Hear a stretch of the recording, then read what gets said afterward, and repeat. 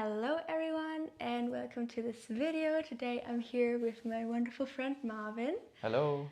And yeah, welcome. Thank you.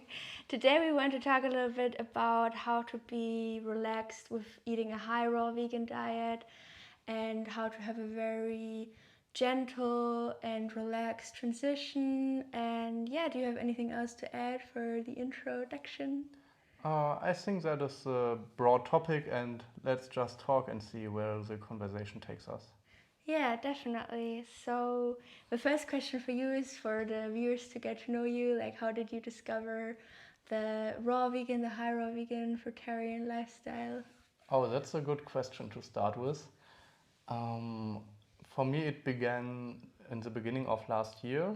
I somehow was inspired to do a water fast for 1 week. I haven't done it before, and I had a lot of time researching about food.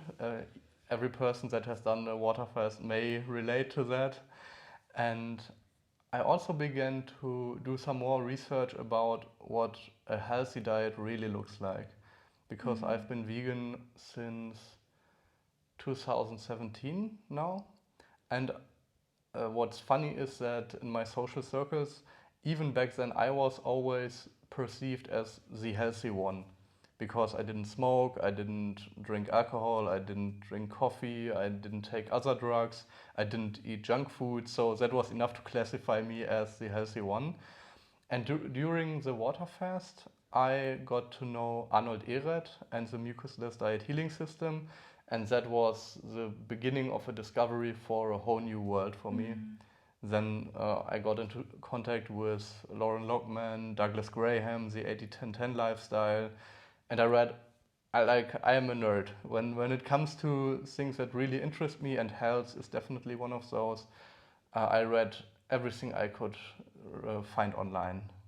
Maybe that as a short introduction. Amazing. Yeah, I love your story and it's so inspiring. And it seems like you've also gotten really deep to the core of, raw veganism and fruitarianism.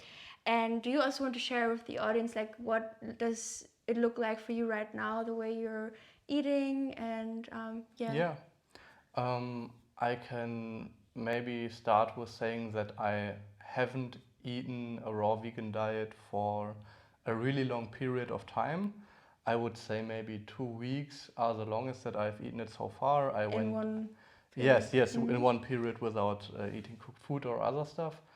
And I went to several fruit festivals, the Dutch Fruit Festival last year and this year also. Where we also met. Yes, where we met last year, yes. And right now I'm eating like a raw till 4 diet. For those of the viewers that are familiar with it, primarily invented, so to say, by Freely the Banana Girl. And so you eat raw during the day. For me, it means I eat fruit during the day. And for dinner, I eat oftentimes a cooked meal, a cooked vegan meal, of course, starch-based. I like rice very much. I also eat white rice. I don't have any problems with it. I eat potatoes. I eat sweet potatoes, pumpkin.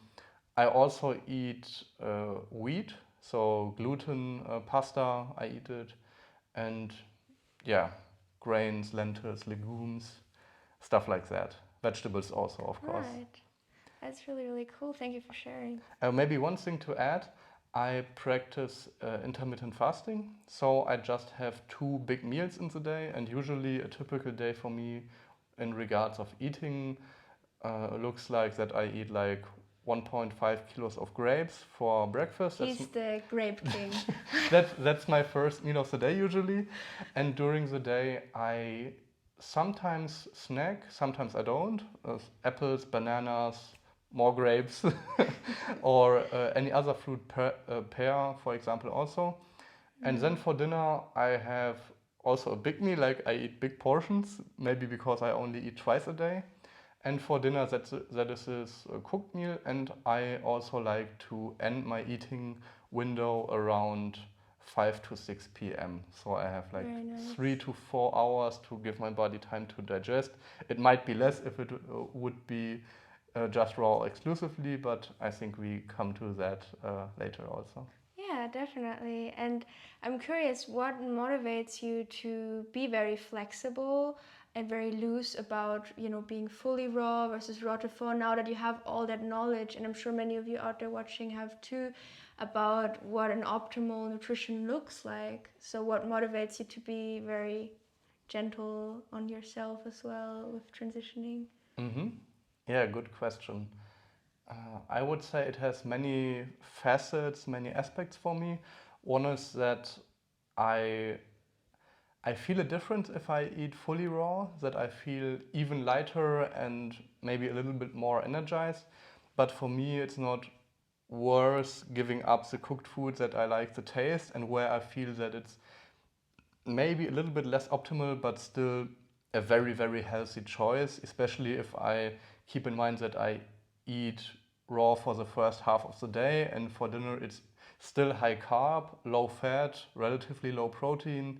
So that is for me more important that everything is raw, because sometimes in the raw community I feel like raw is law, so to say, that it's very important for people to stay raw even if they eat multiple avocados for dinner or have a very high fat dressing with lots of nuts and seeds.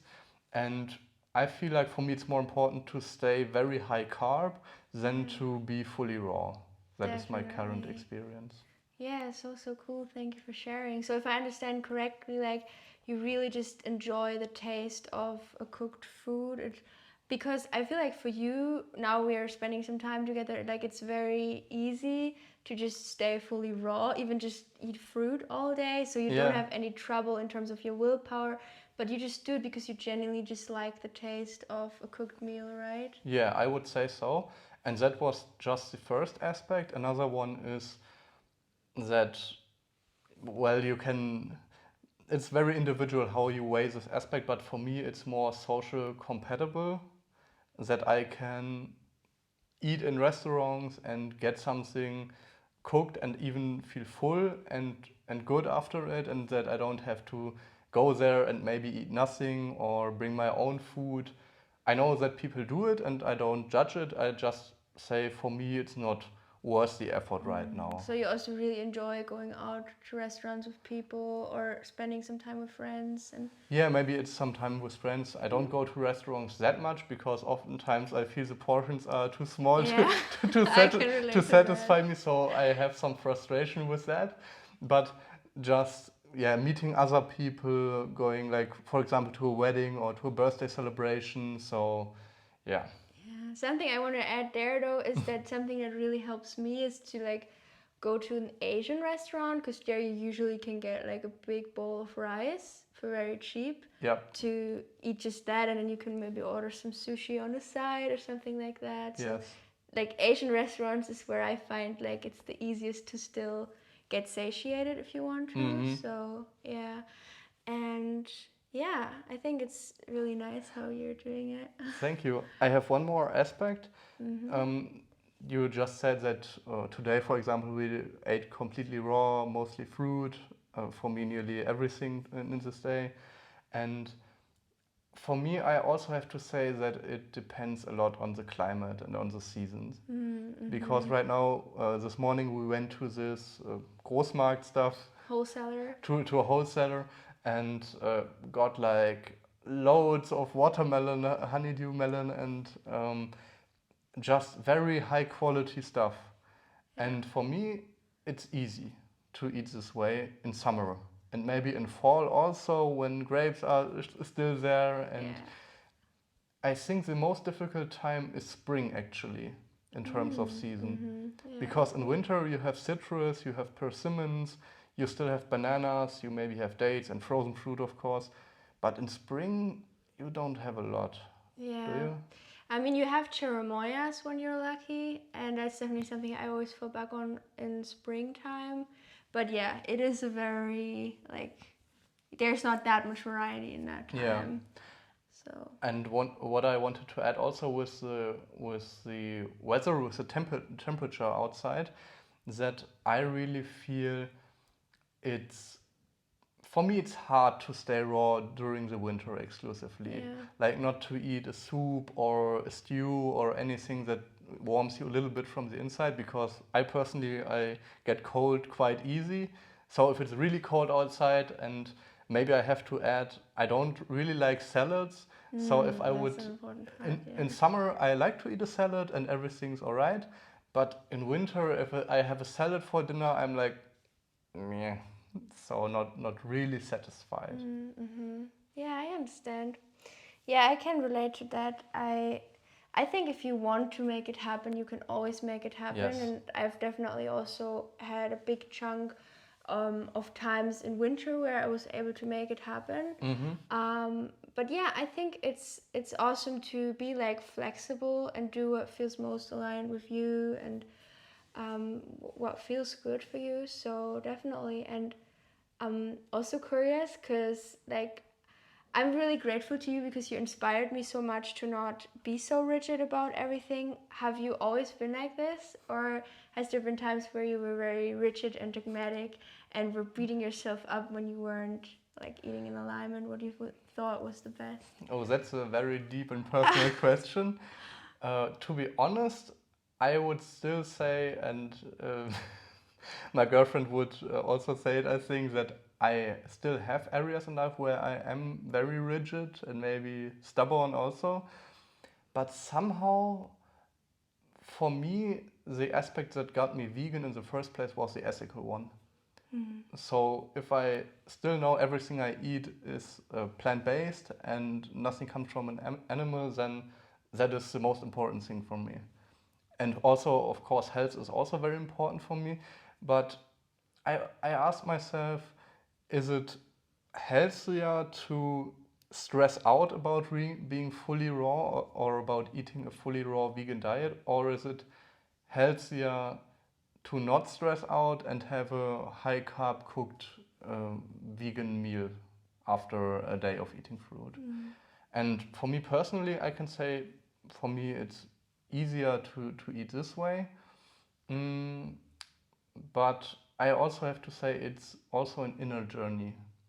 How do you deal with emotions? Do you beat yourself up, or do you say, okay, I tried my best, and relatively to the rest of the society, I'm still eating a extremely, insanely healthy diet, I love that aspect, yeah. so that you can keep that in mind. And I would also add two more points. The first is, where do you personally come from?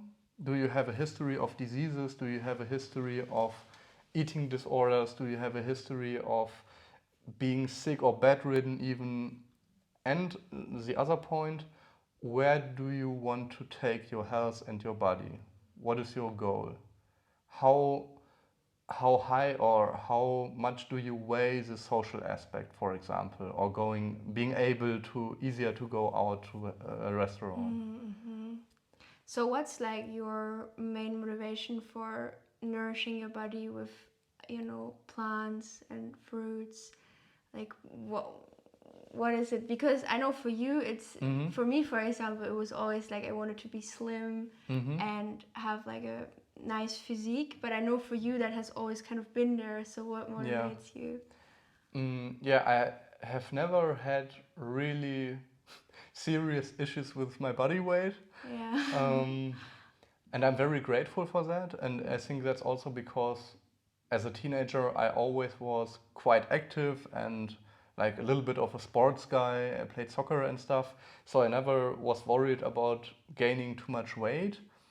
And in general, I come from a family that has a lot of diseases with my parents, also grandparents, and it was always abschreckend, like Repulsive or like yeah, frightening? yeah, frightening to be like them in that regard, or to have similar health conditions. And that is also why I stopped drinking alcohol like 10.5 years ago, and why I never smoked, why I stopped also smoking weed that I did sometime, and that I just never want to end up in a hospital or never end up in a nursery home or stuff like that. So yeah, that I do not want to go down that road. Mm. But it seems like you're really doing it out of a place of love and joy, and like not because you feel like you have to and you're a bad Yes. person if you don't. And I'm wondering, is that something that has always been there, or has there been times where you really like, I want to be the good guy who only eats healthy foods and doesn't do anything unhealthy? Did you ever have that mindset? Because maybe from an outside perspective you seem rigid, like for people for whom it's normal to go out, Yeah. but to me you don't. And I observe, people in this movement who sometimes are too hard on themselves, beating themselves too much up, and have very high expectations of themselves, and thereby the quality of life goes down. At least that's what it seems like to me, and I've been there too. So I wonder, have you ever been there, or have you just never really been there? Do you also mean how I handle like slip-ups Yeah, or, for example, for as example? well, and how you've handled them in the past. Mm, for me, it has a lot to do with also going with the flow of life, so to say. So it has also a spiritual aspect to me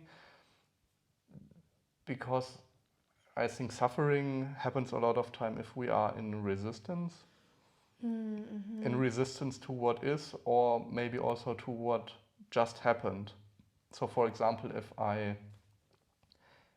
went to a birthday party, hypothetically speaking, and I ate some salads that have been like very fatty or with pesto, a noodle salad, for example, and I eat it, and afterwards I feel in my body that I didn't do a good job nourishing my body, providing my body with what would have been optimal. But I would say I learned to be very fast in accepting what is right now. And of course, I can try to take it as a lesson and learn and say, okay, next time if I eat something like that, I eat less or I try to not eat it at all. But if I slip up in that area again, it's fine. Like I'm just human, like you or anybody out there, trying their best to be healthy, and yeah, stressing out or being hard on yourself is not health promoting, I think. I love that. Yeah, and that's so true. So, what tip would you give to someone who had just right now eaten like a junk food meal? What would you say to them, and they're really beating themselves up? First of all, get clear on why you are wanting to do what you couldn't do in that moment. What is your why? What is your goal? And also accept it. It happened, you will not undo it. I can also give the example from that birthday party. On the next day, I felt in my stomach that it was too much fat and too much food in general. And I just tuned in with my body and really felt, how do I feel right now? And that is also a tip I would give to the audience and to everyone listening. How do you feel after it? And if they feel bad, then, as I say, maybe with baby steps, saying maybe I can eat less next time, or maybe I can tell it to a friend or family member, hey, last time I didn't feel so good. Maybe you could keep an eye on how much I eat or what I eat. Like to have accountability partners, so to say. And for me, it also was like after that party, the next day I didn't feel hungry until 1 or 2 p.m. And usually I start eating around 10. So it was also for me that I gave my body the time to digest it, even if it was more difficult than what I usually feed my body. But then I think it will be okay. I try to practice self kindness and be loving towards myself, and then everything can flow on, so to say, and I can let it go. Amazing. Yeah, I love that. And something I also think is so important to mention, the next day is where you can make it right if you want to. And I've made the experience that I have a very easy time doing it right the next day when I start with a big meal of fruit the day afterwards. Yes. And really, even if I maybe don't feel 100% hungry because I've maybe slipped up the night before, still like eat the fruit, because if I don't honor that hunger and I wait, till afternoon or evening, which is what I have done a lot in my binge purge cycle period in my life, then I'll go to junk food again the next day and again and again. And I think also because I was beating myself up a lot.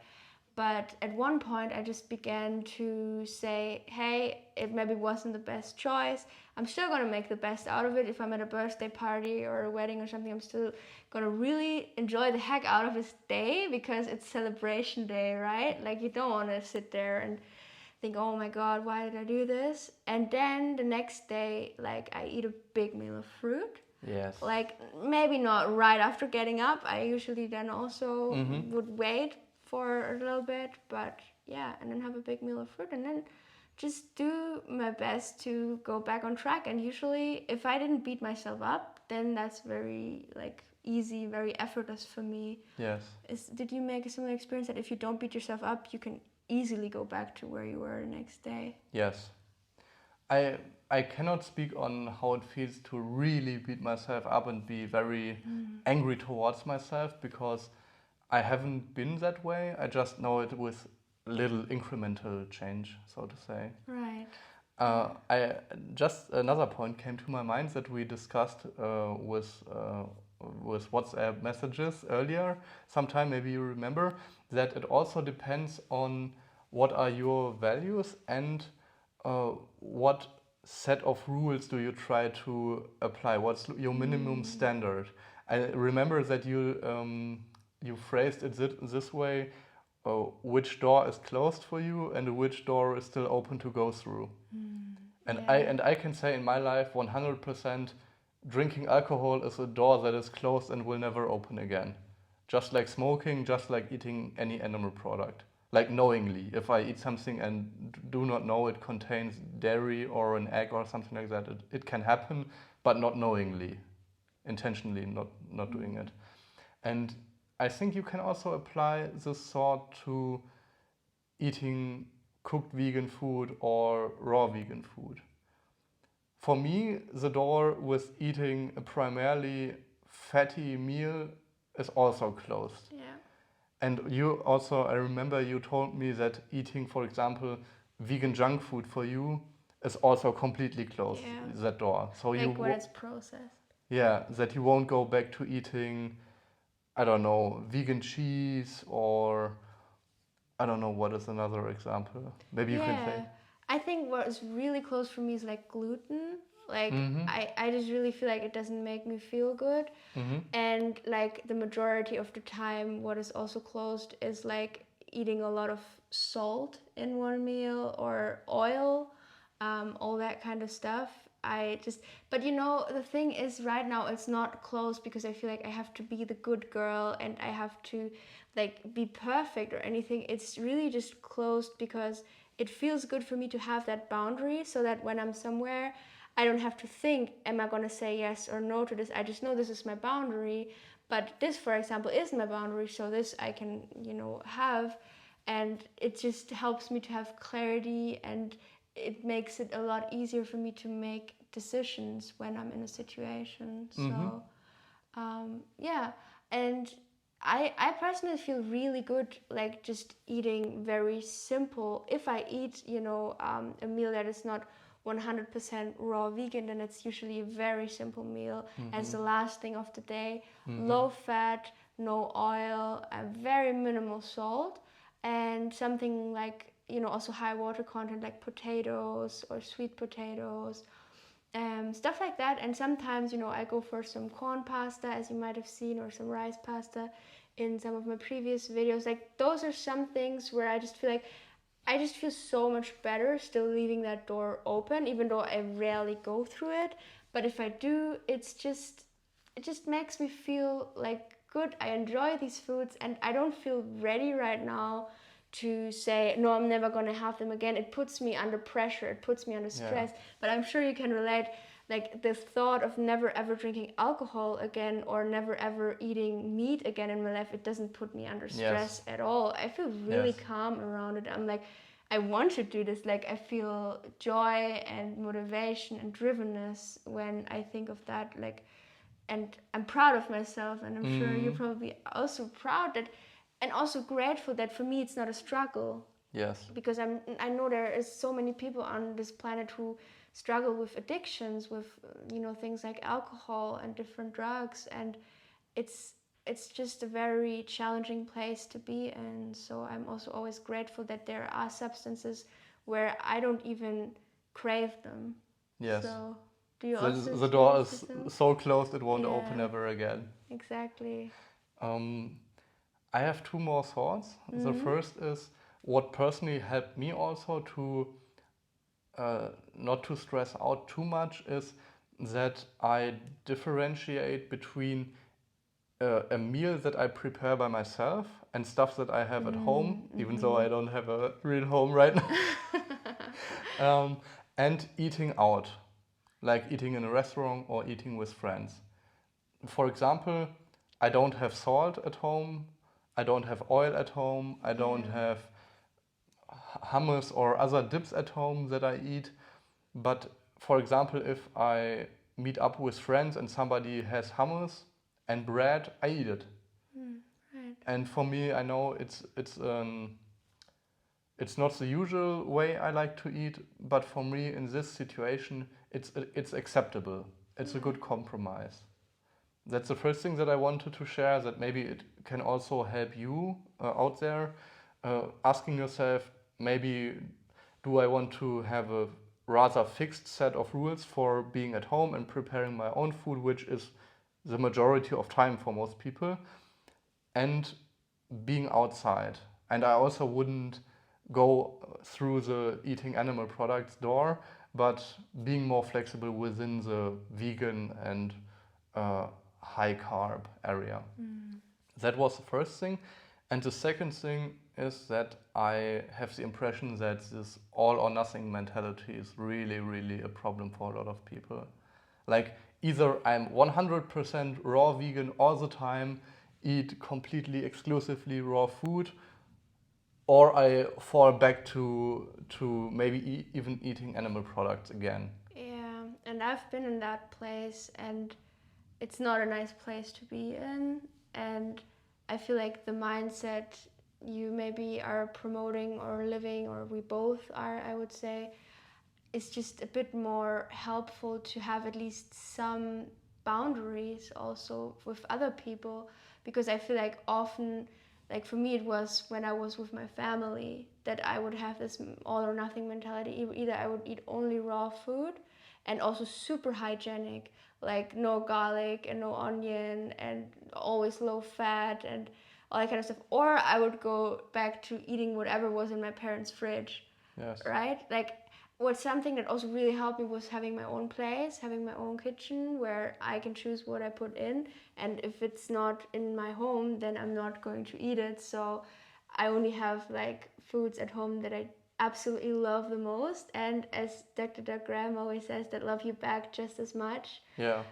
Which make me just feel high on life and energized. So I think that was really helpful. So to also like take responsibility for your environment and your immediate surroundings. I think that could be also very helpful if you're constantly spending time with your family and friends who are not supportive of you, who are maybe even in resistance towards your lifestyle, that it can be very easy for you to fall back, into very old eating patterns that you maybe are already ready to let go of without even knowing. Yes. So one thing comes to my mind when you just say it. What makes it easier to stick to this path in general for me, because you named me the grape man or grape king earlier. Eat the fruit you really like. Eat the fruit where you like the taste. And don't be afraid of eating too much of it. We just talked yesterday about it. I eat for example, I would say I eat 1.5 years I eat Rotel 4 right now. And 99% of the time, this grape meal was my breakfast. First 1 kilo, then 1.5. I also had days where I ate 2 kilos of grapes. So if you take 1.5 kilos and multiply it by 500 days or something, what is 1.5 year? How much grapes did I eat? 500 kilos, 600 kilos, 700 kilos of grapes in Yeah. 1.5 years. And I'm still alive and I'm still healthy. So if you have a special fruit that you like, where you really like the taste, maybe it's bananas, maybe it's apples, maybe it's grapes, maybe it's something else, don't be afraid of eating it and eat a lot of it. Yeah. And also see what is some fruit that is very available in your supermarket you always go to, or at your Middle Eastern shop, or at your wholesaler. What is this one fruit? And of course it changes throughout the season, but what is something that you can like always have, so it's always there, you can always rely on it and fall back on it? Like for you it's the grapes, for me it's like melons. Like we have these honeydew melons all year round, even in winter here, and they are amazing. And then also bananas, so I know that's something that's always there, that I can always have. And also to focus, yeah, on all the fruit that you actually are eating, that is going through your digestive tract, cleaning you out, and not on the few foods that maybe aren't as optimal. But yeah, to really focus on that. It's a focus thing also. And with maybe sticking to grapes for me, for example, or melons or bananas for you, I say it has two more advantages. The first is that your digestive tract gets used to it. That having the same, maybe even around the same time every day, at least for breakfast. And the second one is a cognitive one, because you don't have to make decisions. Right, yeah, that's so true. It takes the burden of you to decide, oh, what do I eat for breakfast today? And even before I was Rotel 4, I loved my oatmeal. I ate oatmeal every morning. And I knew it was my breakfast. I never thought about eating bread or eating something else, or a vegan omelette or stuff like that. I always knew morning time, first meal of the day, is oatmeal with fruit. Yeah, and that's such an amazing place, such a wonderful place to start with if you want to change your eating habits, is like the first meal of your day. And I have some clients right now that I work with one-on-one, and they all tell me like eating fruit for breakfast is so effortless. And some who even ate a standard American diet before are now saying like, this is the one thing I'm gonna do for the rest of my life now. Because like in the morning you just want something like hydrating, something juicy, something sweet. Yes. Of course there are people who also want something savory in the morning. What do you think about that? Where do you think that is coming from? Like, what do you mean exactly? Like some people say I need my eggs in the morning, or my bread with some sausage or something. I would say it's habit. That's also a habit for them. Maybe they have this habit ingrained in their daily routine, and maybe they haven't tried something else. Like we also talked about it earlier and yesterday, how ridiculous it seems for a lot of people. Like today, when we unloaded all the melons and everything we got from the wholesaler, two people approached us, and it was just 10 meters from the car to your flat right here. Yeah. So people may think it's crazy. Yeah. And I told you how many times I was approached at a supermarket and stuff, because it's so unusual. So maybe people have this mental concept or this limitation that they don't want to stick out, or with the social fear maybe also. So try it, give it a try, give it an honest try, and not just for one day, but maybe for, I don't know, I would say maybe 2 weeks. Yeah. Eat fruit for breakfast for 2 weeks. Leave everything the same the rest. Yeah. And look how you feel. Look how your skin looks like. Look like what your digestion looks like. Yeah, or maybe even if your period pain, if your female goes away. I love that. Energy levels also, desire to be physically active. Yeah. And it's funny that you just say that right now because that's so true with the habit and also like the resistance towards trying new things. Because I remember the friend who introduced me to, raw foods and the 80-10-10 lifestyle, he told me like one of the best things for your health that you can do is to not eat right after getting up. And I was someone I usually always I went up, got up, and I went right to breakfast. Same. And I was like, I could never imagine Yeah. like waiting after getting up until I eat something. But then once I tried it, I was like, I love it. Even though in my head I was always like, I could never do that. And I could also never imagine to eat just fruit for breakfast. And now I'm eating it like often 3 times per day. So it's just so funny how it's most often all just in the head, right? And habit. Yeah. I was the same. With the oatmeal, I got up, and within, I would say, 10 minutes, I had my oatmeal ready, or I even prepared it the night before, and I was ready to eat it. Even the first time, I didn't go to the toilet before, I didn't have a bowel movement, it just went in with habit. It's crazy, right? And right now, it's the opposite. I couldn't ever imagine waking up and eating something. Yeah. The first thing I want to do is go to the toilet or drink something. And move my Yeah. body, shake and do some stretching Stretch. and maybe do some other exercises and maybe go grocery shopping or go to work, and then later I feel like, okay, now I could really need something to eat. Now my body requires some fuel. Even though I do have to add to that I feel like for me personally it would have maybe been beneficial if I wouldn't have stretched the period between waking up and eating my first meal that much. I was really stretching it a lot when I first came to the raw food lifestyle, which hindered me from being able to actually get in all the calories. And then when I got to nighttime, at one point I started to really experience a lot of like desire to eat something dense, to eat something heavy. And I think that would have maybe not been there as much if, at least in the beginning where I was still transitioning, I would have stretched out that period between waking up and eating my first meal that much. I agree 100%, especially if you just maybe come from diets that still consist animal products. Just eat fruit whenever you want. If you have the desire to have a banana next to your pillow that you eat after you wake up, please do it and see then how it feels. But make sure it's ripe. Make sure it's ripe, of course. And then if you got used to that, then you can see how would my body feel if I maybe do it half an hour later, for example, or 15 minutes, just to start. And if it doesn't feel good, don't stick to it. But give it an honest chance also in that regard, I would say. Definitely. And I have one exception about eat fruit whenever you want. Maybe be careful with eating watermelon after you had like a fatty meal, because it doesn't feel good. Yeah. I'm sure we both can experience.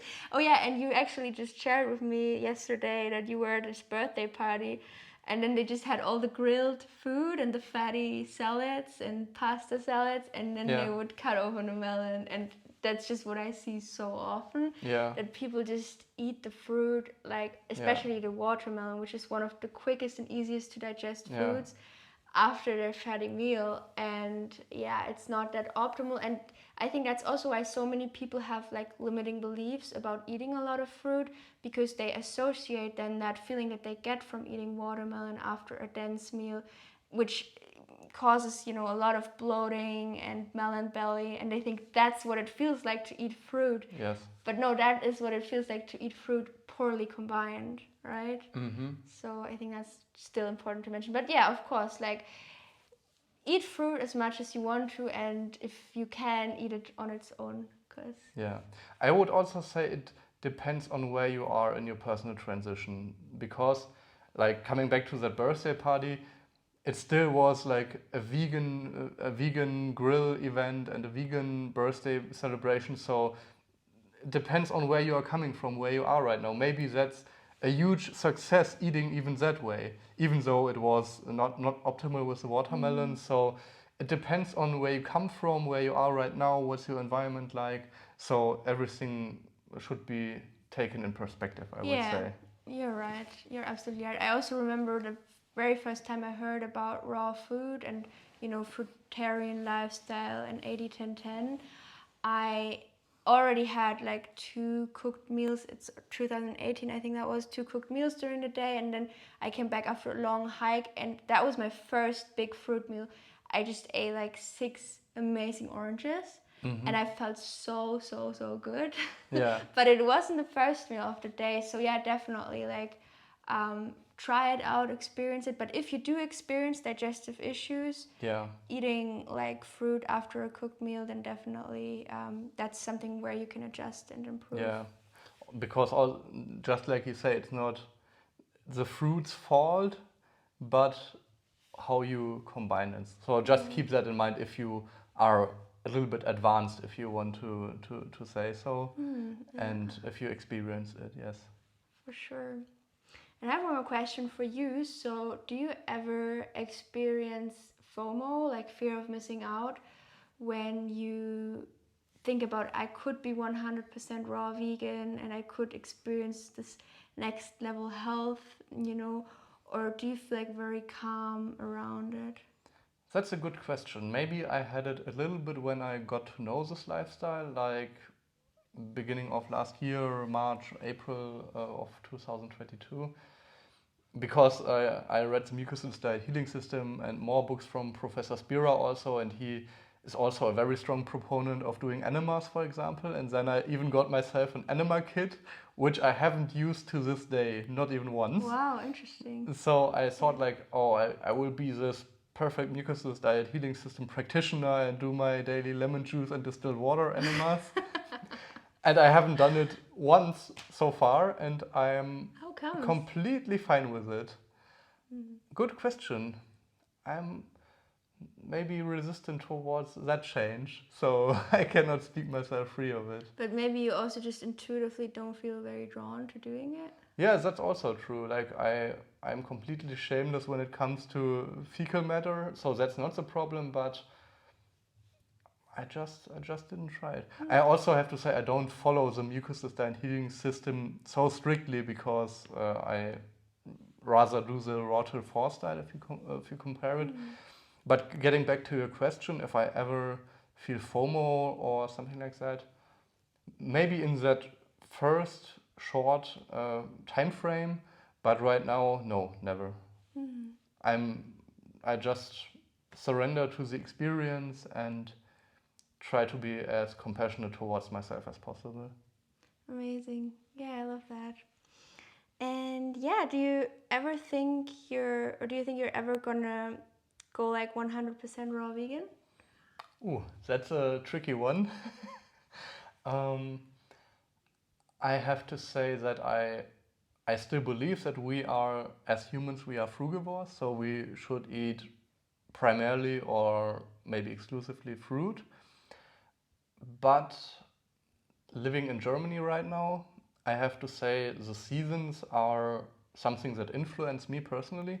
And as long as I spend winter and just colder months in Germany, for me it is more difficult. As I said, because I don't like salad too much, which a lot of vegans, raw vegans eat for dinner. So I have to say it's not a life goal for me. I don't really aspire it, and I feel very, very good the way I eat right now.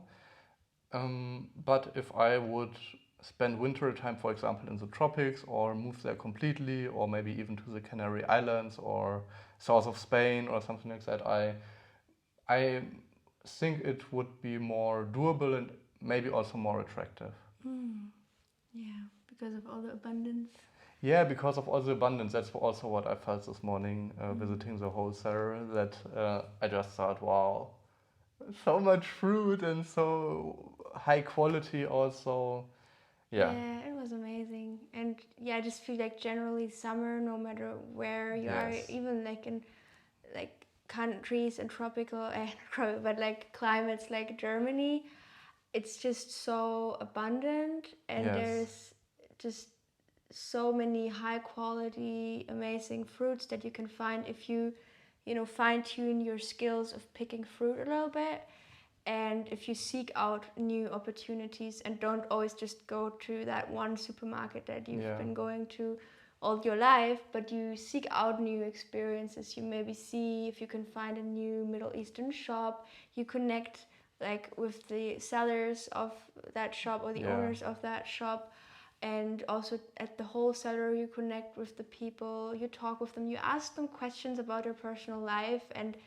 then it just so happens that they end up giving you a whole case of lemons for free. That happened to us today. Yeah, or just you buy one melon and they say, you can take one more after you already paid, That also happened to us today.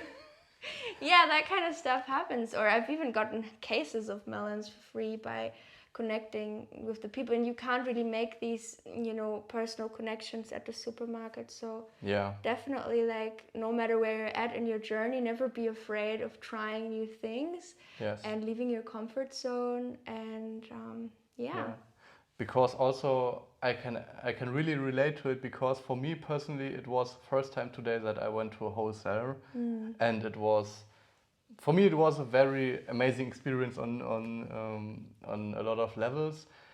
But as you said, go outside of your comfort zone also. Don't go to the same supermarket every time. Because we also chatted a lot about, now Aldi has this melon, and now Netto has this dinosaur egg melon, and now you have the cantaloupe melons there and everything.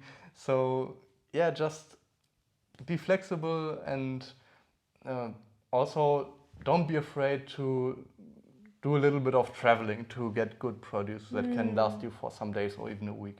Yeah, and don't be afraid to buy too much and get weird comments when you're at the checkout. Like you just told me, right? You bought an entire case of grapes. Yes. And a woman was asking me who I am buying this for, like if I had an own shop or something like that, and stuff like that happened to me a lot since I'm vegan, but especially since I'm eating raw for and this many fruits. Yeah, I actually also have a funny story about that I already told you yesterday. So a while ago I went to the wholesaler again, bought all my boxes of fruit, and then one of the co-workers at the wholesaler asked, so Julia, where's your shop actually? Like where is your shop located? And then Alan, the owner of that wholesaler, was like, Julia doesn't have a shop. She eats it all herself. Yeah. And he looked at me, like stared at me like, what? Like, how is that possible? How are you able to eat all that? And you eat it all on your own?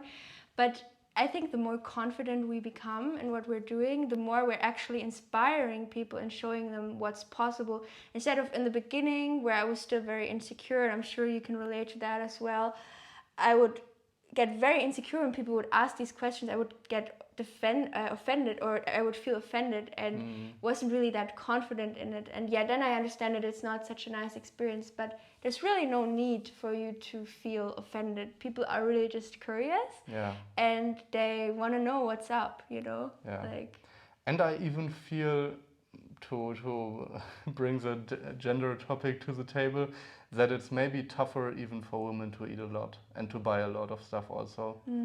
Maybe that they don't feel that they should eat or want to eat this much volume, and that it's also something different than for a man.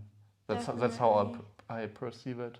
Yeah, I've definitely felt a lot of shame and guilt for eating like very big bowls of fruit or salad in the beginning of my journey. Yes. But now for some reason I don't anymore, because I've realized on such a deep level how amazing it is what I'm doing for my health, for the planet, for the environment, that I'm just in bliss. And I also just want to eat the fruit so much that I'm not caring that much anymore. And also, if you want to be a little bit more confrontational, I say, look at the results. Let the results speak for themselves. Yeah. 700 kilos of grapes in the last 1.5 years, and I have a BMI of around 20. So what's the issue? Yeah, and you feel you have like 3 bowel movements a day, you said to me yesterday. Like, yes. I mean, how many people can say they have like 3 bowel movements a day? Yeah. I know people who have 1 a week. It's so crazy actually, because, for example, with eating a lot of bananas, I get like 2 comments from people. The one is, doesn't give it you a diarrhea, or doesn't cause it constipation? Right. And it's like It's the opposite. it's the opposite, and people still have both conceptions in their mind. Yeah.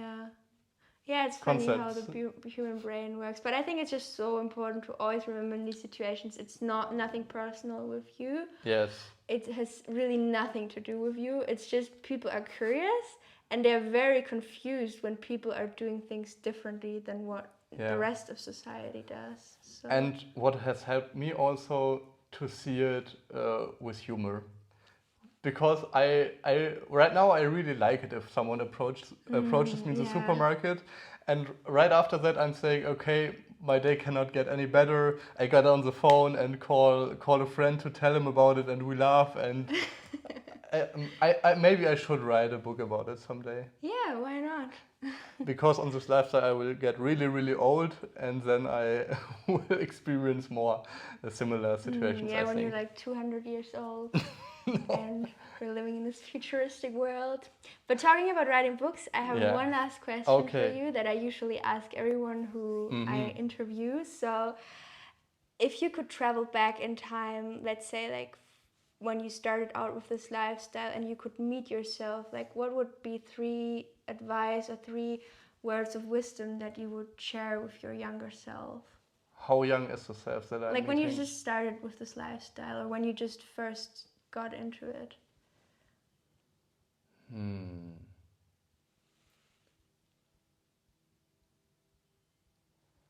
Go small steps with the transition. Be kind towards yourself. And don't be afraid to eat a lot of fruit that you like. Amazing. I love those 3 advice. Well, thank you so much for sharing everything. It was so much fun to have this chat, and I hope you all got a lot out of it as well. And maybe had some new insights. Of course, always feel free to leave a comment down below with your key takeaways or any new questions you have. And otherwise, I wish you all a wonderful day. Do you have any last words you want to share? Write in the comments if you have eaten such amount of a specific fruit maybe also. I would like to read that. Nice. Yeah, that's a nice question. All right, everyone. Bye-bye. Bye.